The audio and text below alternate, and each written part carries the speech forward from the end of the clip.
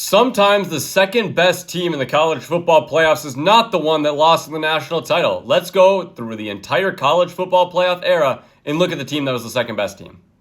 At 2014, though, it is Oregon. They did play in the national title. They got gutted by Ohio State, but they also did the same thing to Florida State a week prior. This was the second best team in college football. They just ran into a Ohio State team that was a buzzsaw.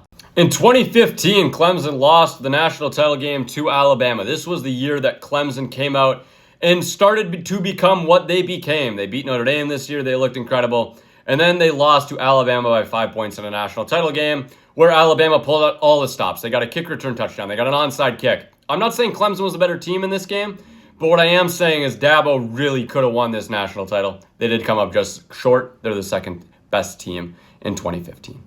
In 2016, Clemson got their get back on Alabama, which means Clemson could not be the second best team in 2026, but I do think it was Alabama. Both of them handled their semifinals incredibly easily. They also handled the regular season schedule incredibly easily. These were the two best teams in college football. Alabama just happened to take second.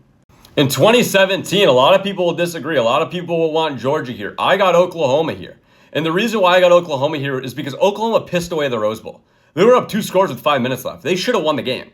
And then in overtime, the kick obviously gets blocked. Sony Michel takes it home, sends the Dogs home to the title game. And then Georgia should have won the national title. But they obviously allow the Tua Tagovailoa comeback in the second half. But I think Oklahoma was arguably the best team in college football this year. They didn't have much of a defense and ended up being their Achilles heel. But if not one, they were most certainly the second best team in college football. With that being said, this series will be 3 parts. They'll be put out at 8:30 every night Central Time. Drop a follow and leave a like if you want to see part 2.